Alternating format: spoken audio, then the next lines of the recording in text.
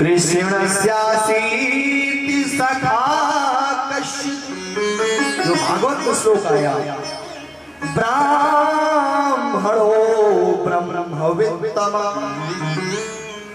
विरक्त इंद्रियार्थेषु प्रशांतात्मा जितेन्द्रिया कृष्णस्यासीत् सखा कश्चित्। एक भगवान श्री कृष्ण का कोई मित्र है, ब्राह्मणो ब्रह्मवित्तम, ब्राह्मण है और ब्रह्म कर्म के द्वारा आजीविका चलाता है। विरक्त इंद्रियार्थेषु, उसने अपनी इंद्रियों को जीत लिया है, इंद्रियों से विरक्त रहता है। प्रशांत आत्मा जितेंद्रिया, हमेशा प्रसन्न रहता है, ऐसा ब्राह्मण है। उसी का नाम दे दिया कवि नरोत्तम दास मिश्र ने सुदामा। चलो पात्र का यह नाम नहीं तो कथा भी नहीं समझ में आएगी, तो आप लोग सुदामा से मान के चले। क्या नाम था उसका और किसका मित्र था? भगवान से। कहाँ मित्रता हुई? उज्जैन में, जहाँ भगवान पढ़ने गए थे, है ना, कल सुनाई थी कथा, तो वहां मित्रता हुई, वहीं का ये मित्र है।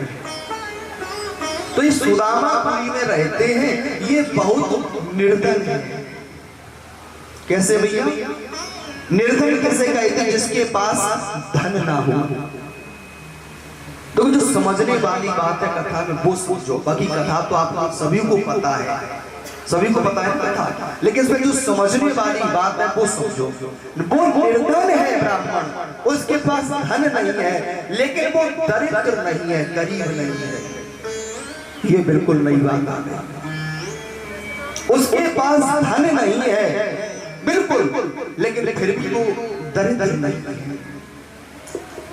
सुदामा को दरिद्र नहीं कहा गया भागवत में, निर्धन तो कहा बिना धन के, लेकिन दरिद्र नहीं है। ये दरिद्र क्या है? दरिद्र कौन होता है? शास्त्र की दृष्टि में वो दरिद्र है जिसकी आकांक्षाएं, महत्वाकांक्षाएं अभी शांत नहीं हुई। जैसे जिसके पास साइकिल है वो चाहता है जल्दी से मोटरसाइकिल बन जाए, जिसके पास मोटरसाइकिल है वो चाहता है जल्दी से हमारी कार आ जाए, जिसके पास छोटा घर है उसमें संतुष्ट नहीं है, चाहता है कि बड़ा मकान बन जाए। गांव में मकान है, चाहता है मेरा शहर में भी मकान हो। सब कुछ होते हुए भी जो संतुष्ट नहीं है, जो चाहता है कि और आ जाए, और आ जाए, और बढ़ जाए, और आ जाए, शास्त्र की दृष्टि में वो दरिद्र है, वो गरीब है। और जिसके पास भले कुछ नहीं है, लेकिन जो अपने में आत्माराम है, उसे आत्माराम कहते हैं, जो है उसी में संतुष्ट है, तो वो शास्त्र की दृष्टि में वो दरिद्री नहीं है। तो समझ गए भैया? बहुत बहुत बड़े करोड़ाधीश सेठ लोग भी वो दरिद्र होते हैं, क्योंकि उनकी आकांक्षा भी शांत नहीं हुई। वो चाहते हमें और धन मिल जाए, और धन मिल जाए, और धन मिल जाए। तो श्री सुदामा जी कैसे हैं? निर्धन तो है, धन नहीं है, लेकिन दरिद्र नहीं है। और उनकी पत्नी जो सुशीला है उन्हें दरिद्री कहा गया, पत्नी को, लेकिन सुदामा को दरिद्र नहीं। तो पत्नी को कहीं से जानकारी मिली कि इनके मित्र द्वारकाधीश हैं इस समय, जो इनके साथ पड़ी थी, और वो बहुत धनवान हैं और गरीबों को, ब्राह्मणों को तो बहुत दान करते हैं। उनके दरबार से कभी कोई खाली हाथ नहीं जाता। तो पति से कहा कि स्वामी आप भी ऐसा करो, द्वारकाधीश हमने सुना आपके मित्र हैं, उनके पास चले जाओ और वहां से कुछ धन ले आओ।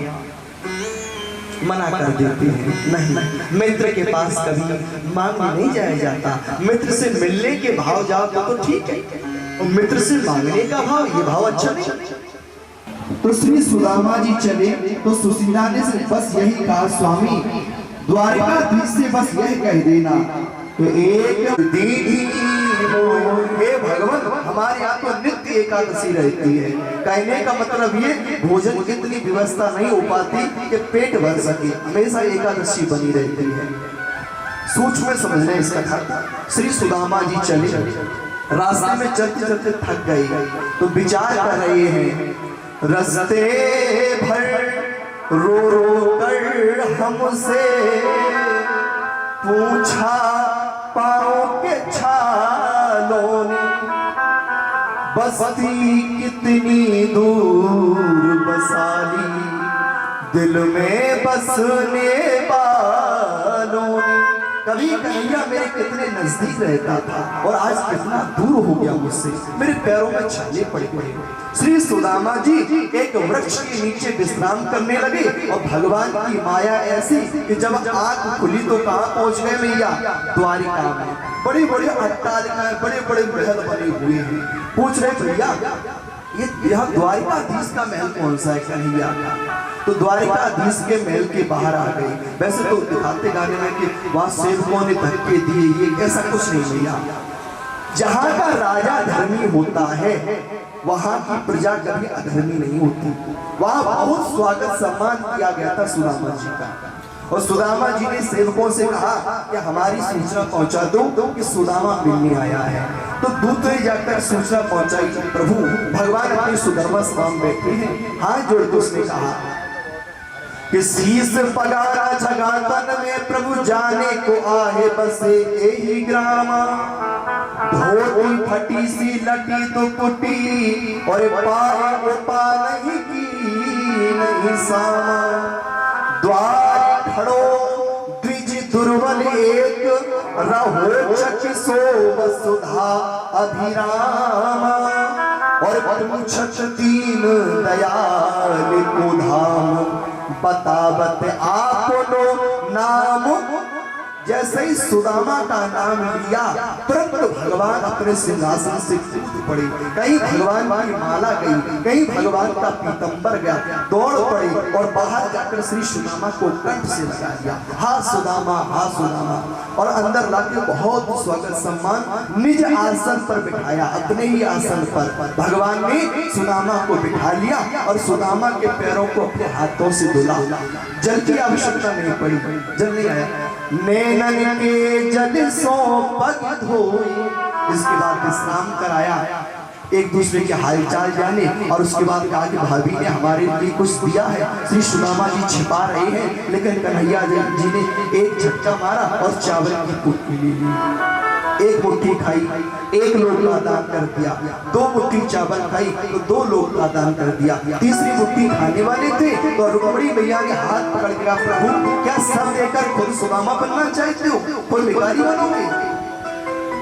तो इसके बाद भगवान ने कहा, भैया सुदामा भाभी ने हमारे लिए कुछ संदेशा भेजा है। तो श्री सुदामा जी ने वही संदेशा सुना दिया कि एक मास 2 पाठ में तेरी भाभी ने कहा है, धोए एकादशी होए सो प्रभु दीन दयाल ने नित प्रतिदिन ही। तो भगवान कन्हैया ने कहा कि भैया मेरी भाभी जी को मेरा संदेशा पहुंचा देना। क्या होनी थी सो है चुकी, फिर नहीं ऐसी हो।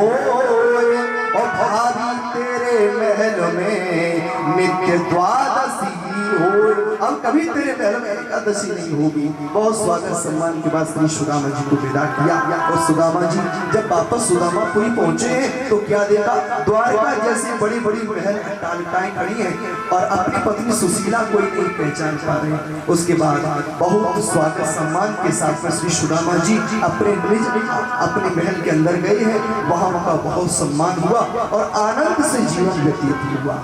ये श्री सुदामा जी की कथा।